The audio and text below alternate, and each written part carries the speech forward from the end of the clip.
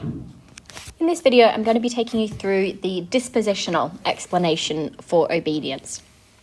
Disposition means personality. So someone's disposition is sort of their personality type, and we're going to be focusing on a specific type of personality known as the authoritarian personality. So this is what you need to know. Here we can see the specification. So we have looked at agentic state and legitimacy of authority. We've looked at situational explanations, including uniform, location, and proximity. And now we're on to our final explanation for obedience, this dispositional explanation, the authoritarian personality. And here's what you need to know. Here is the checklist. So by the end of this video, you should be able to confidently check each item on this checklist.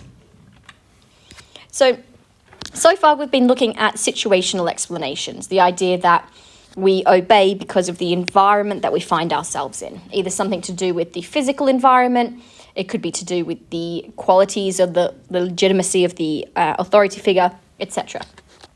When we're talking about dispositional explanations, these are the ones that focus really on the individual.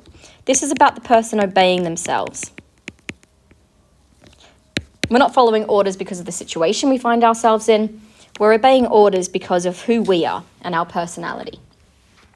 So in order to talk about the authoritarian personality, we need to understand a little bit about the left and right of the political spectrum, because this personality type applies to people who are on the far right of the political spectrum, otherwise known as fascists. So on the left, we have socialism, where collectivist ideologies are upheld, wealth's divided among the people, there are no class systems, there should be tariffs and imports to protect local businesses, etc. And this can be seen in lots of Asian countries. We see this in particular in China. And on the very, very far left, we have communism. On the right, we have capitalism, practiced by Western Europe and the US, among other countries. Here we have individualist ideologies upheld. So individuals retain their own wealth, there are low taxes, the class system exists, and there are policies of free trade. So on the far right, the very, very far right of the political spectrum, we have fascism.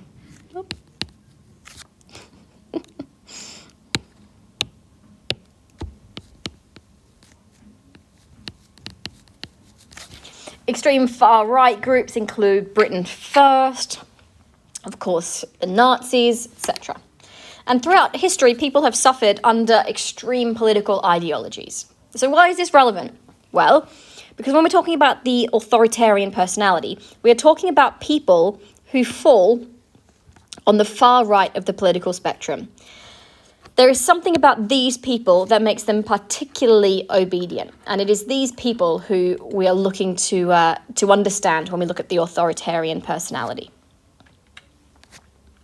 So the authoritarian personality, it was created by Adorno and colleagues in around 1950. They wanted to, like Milgram, understand how the atrocities of World War II could happen. But they came to a very, very different conclusion to Milgram. Rather than believing that it was due to a psychological state, like the agentic state, or to do with the situation we find ourselves in, they believed that obedience was pathological. They believed that obedience was a psychological disorder. And they really just wanted to understand the type of person who succumbs to an authority figure. What are the characteristics of a person who is likely to obey?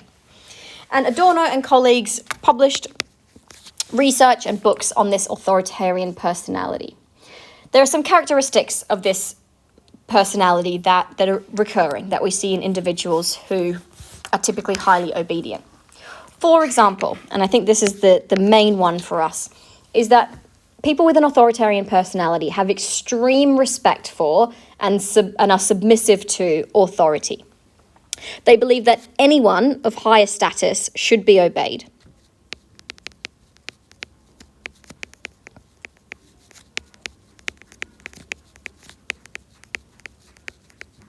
They are very, very aware of the hierarchy, and they look up to those that have higher power than them. So they look up to particularly strongman leaders, people like Trump, for example.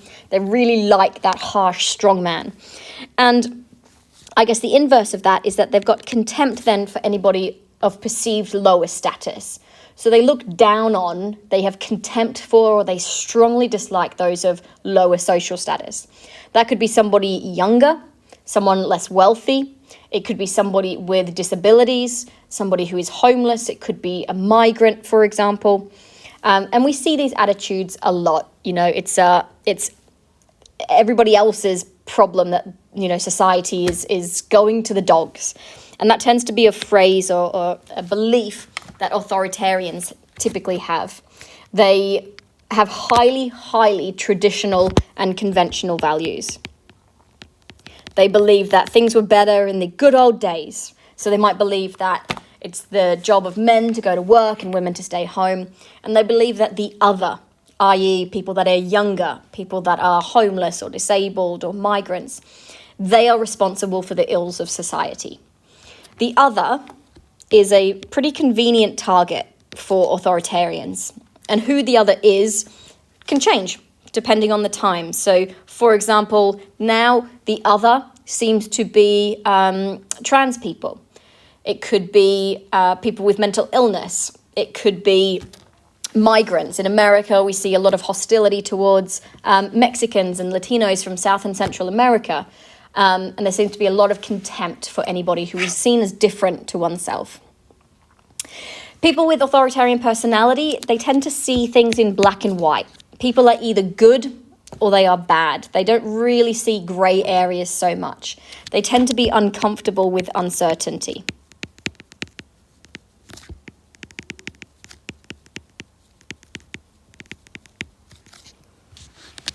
So there are lots of characteristics. These are just a number that were described by Adorno and his colleagues. The key ones is that extreme respect for authority and the contempt for people of lower status. They are so aware of the hierarchy, and they will, if given an order by somebody above them on the hierarchy, if they're told to jump, they'll say how high, while they are spitting on people that are below them on the hierarchy. And it is these traits that make people high in authoritarianism highly, highly obedient. Because they've got such extreme respect for authority, they will do anything that they are told by an authority figure without questioning it and believing that it is the right thing to do. So people with authoritarian personality are highly, highly obedient. Now, what makes somebody have an authoritarian personality? How does this develop? So Adorno believed that the authoritarian personality was actually a result of the person's childhood. Therefore, this is a psychodynamic explanation for obedience. Psychodynamic, this is a key paradigm, a key approach in psychology that you're going to be learning all about later in the year. It's the idea being that adult personality and behavior stems from childhood experiences. Freud famously was a psychodynamic psychologist. He kind of introduced these ideas to the world, but we've seen many more recent, many more modern psychodynamic explanations too. The idea being that who you are now as an adult is the result of what happened to you when you were a child. And Adorno believed that, in particular, people with authoritarian personality had harsh parenting. That harsh parenting could be incredibly and impossibly high standards. So they were always trying to get the love and respect from the authority figure, from the parent. Strict discipline seems to be a key feature as well. So they might typically report having quite a hostile relationship with their father and being always trying to get his attention and respect, but being disciplined for almost next to nothing. They expect absolute loyalty. So the parents expect the highest standards and absolute loyalty. There might be conditional love. So rather than love no matter what, love is conditional upon you being something or doing something or achieving something. I will only love you if. I will only respect you when, is what we mean by conditional love. And this harsh parenting, it causes the child to feel resentment and fear towards their parents. Because we can't really safely express this without sort of backlash and consequences, we can't express this to the authority figure, to the parent. So instead, that fear and that hostility gets displaced. Now, this is a defense mechanism that we'll be learning all about. This is a way of sort of dealing with that hostility. There's no safe way to express it onto the target of that hostility. We can't express this to our parent. So instead, we displace it, or we sort of shift the focus of that hostility onto something else, onto a different target. In this case, we transfer those feelings of resentment and hostility onto the weak. So we start to look down on anybody who we perceive is below us on the hierarchy. And this is known as scapegoating. That's to do with, the othering that we spoke about earlier, where, somebody else is responsible for this. Migrants or homeless people or drug addicts. They're the ones that are responsible for the ills of society. So all of that contempt and all of that hostility that we experience towards our parents is now shifted onto the other. And this means that people with authoritarian personality, the contempt that they feel towards the weak, also means that they have just unquestioning obedience towards authority figures. They look down on anybody they perceive as weak, and they look up to anybody they perceive as an authority figure. And that means that they might just blindly obey their orders. So how do we know whether somebody has an authoritarian personality or not? How is it actually measured? We measure authoritarian personality through the F scale. F scale stands for Potential for Fascism Scale. Now, remember, fascism is the far right of the political spectrum, the far, far right. And you're going to get an opportunity to complete the F scale. So I'm going to send you a link where you can complete this F scale, and you can see where you stand on authoritarianism. Even if you don't want to take the personality test yourself because you don't want to know, that's fine. I do want you to have a look at the questions. It's going to be really important when it comes to evaluating this theory. So I'd like you to pause the video now and either take a look at the test and the questions or go and complete the test yourselves.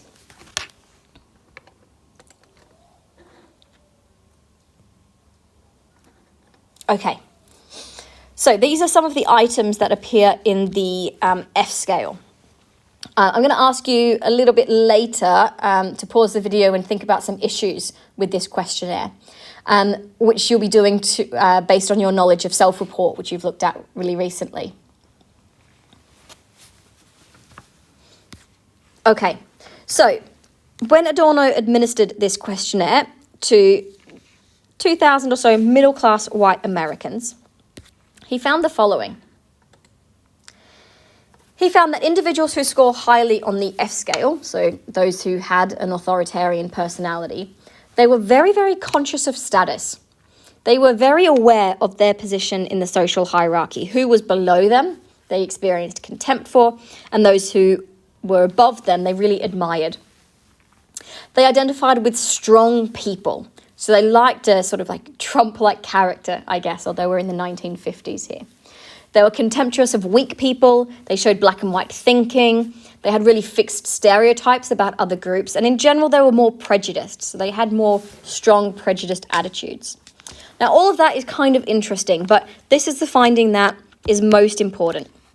Adorno ultimately found a strong positive correlation between authoritarianism and prejudice. These people were more likely to be obedient. So these traits are the basis of obedience.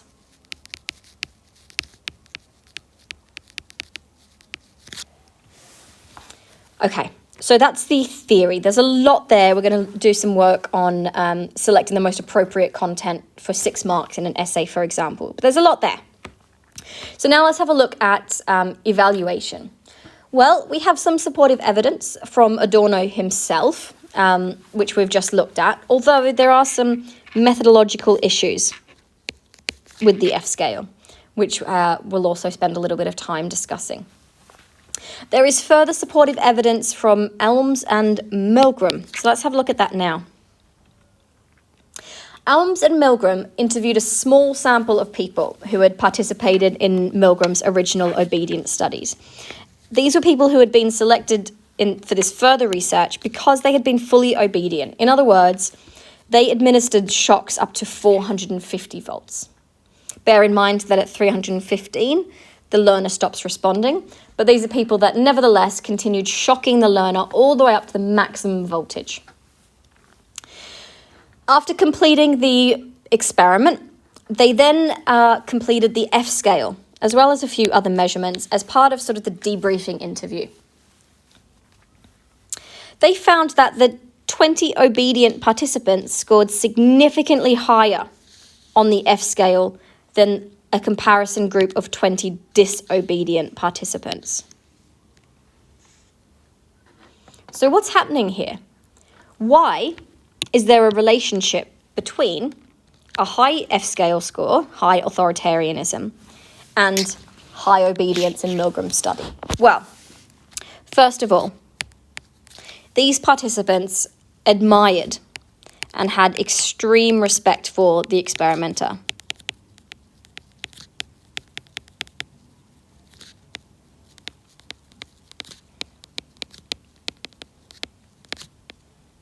They were unquestioning of his authority. And this was the opposite for those who scored low for those who were disobedient.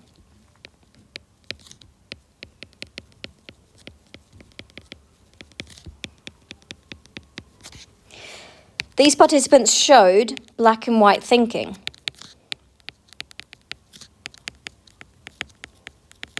For example, thinking, well, the learner got the answer wrong, therefore he gets shocked. That's just simply the rules. These participants believed that others were responsible for the ills of society. You know, the learner got it wrong. It's his fault that he's getting shocked.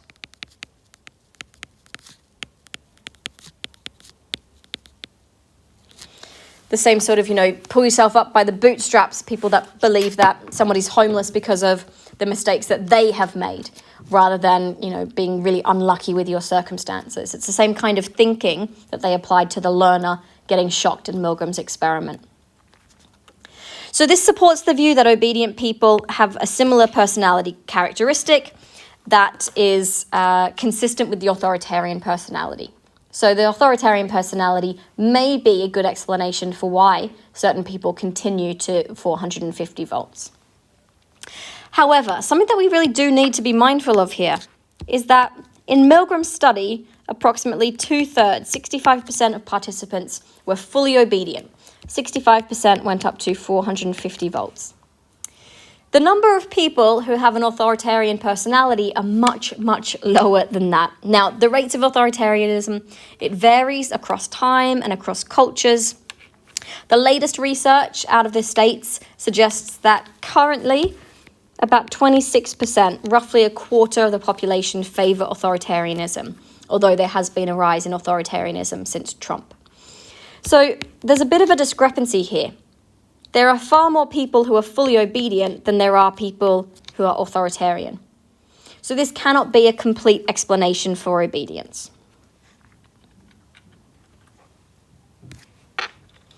So we've looked at Adorno's research. We've looked at supportive evidence from Elms and Milgram. So let's have a look now at political bias.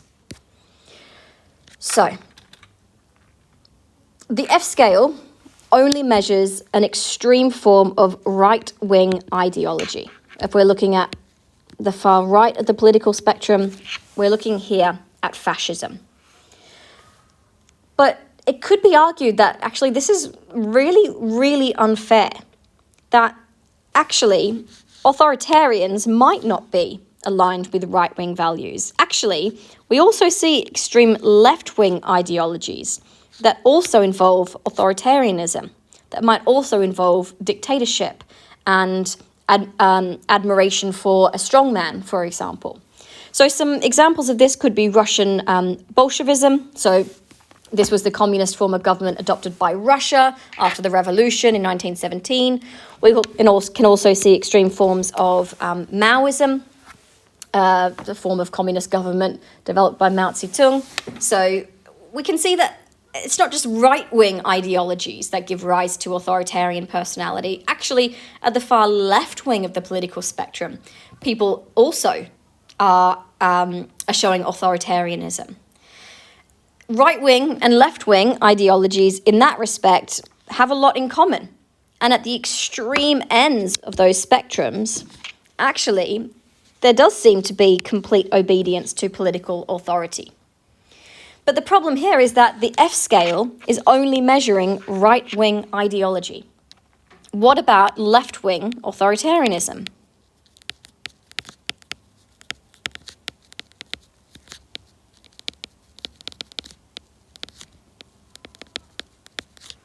What about left-wing authoritarianism? This bias in the measurement of the F scale could potentially account for this discrepancy between the number of participants who obeyed in Milgram's research and the number of people who score highly on the F scale. Perhaps the difference could be accounted for by those who show left-wing authoritarianism.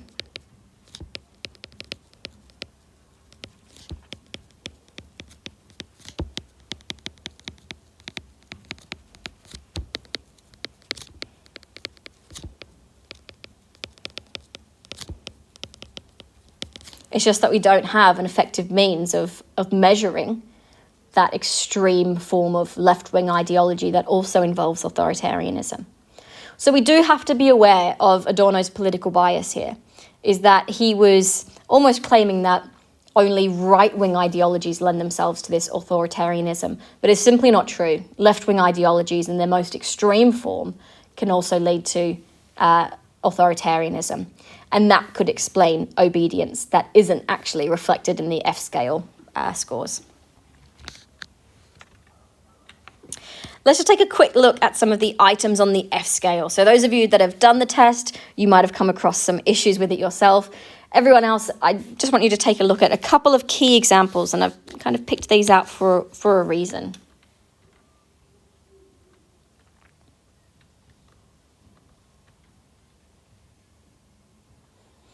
So in your notes, I'm going to ask you to just take down a couple of thoughts on the issues with the F scale, particularly sort of the language use.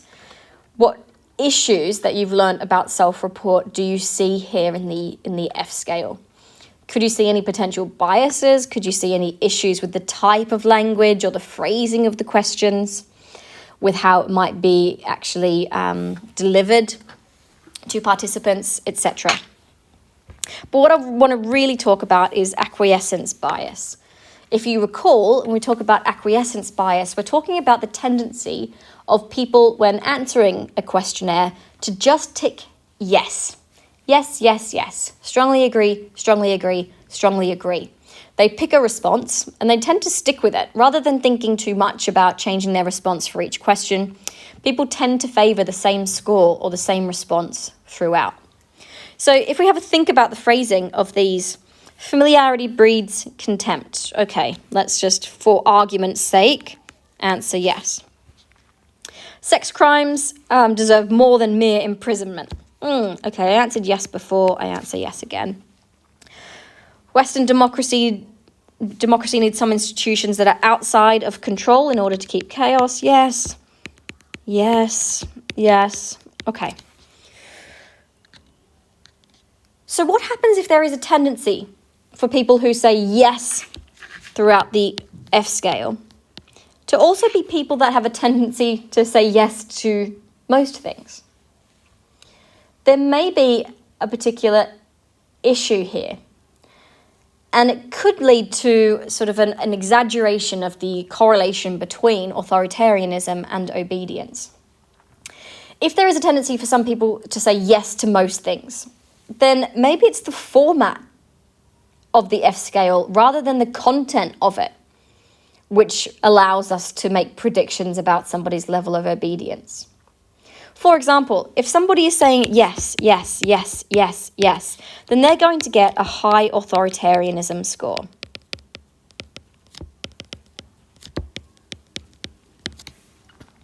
It could just be because this type of person is the type of person who says yes. They're obedient. They follow the rules. They don't ask questions. Yes, yes, yes, yes, yes. Which means that they're going to get a high authoritarianism score.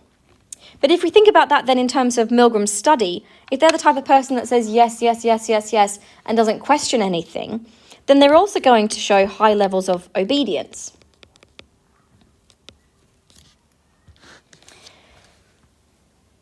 This is a bit of a problem because now we have a third variable.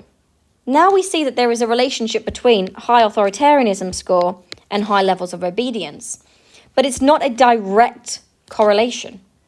There's actually another factor that is increasing both authoritarianism and obedience, and that is acquiescence.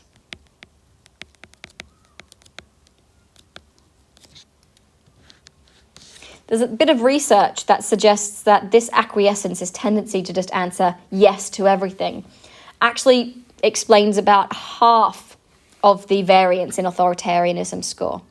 So if somebody is just answering yes, yes, yes, that's going to increase their authoritarianism, but it's going to likely also mean that they're the type of person that obeys an authority figure. So it's not the case that there is a direct relationship between authoritarianism and obedience. Rather, it's an indirect relationship that can be directly explained to acquiescence.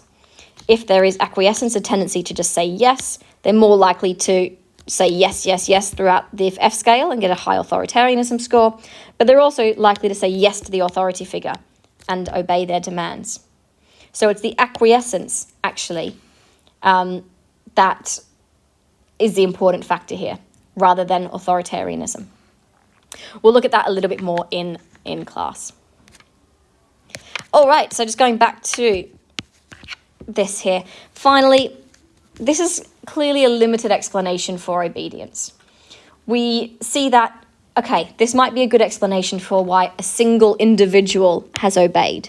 Maybe they have high authoritarianism, lots of respect for authority, and maybe that's why in Milgram's study they continued up to the highest level of shock.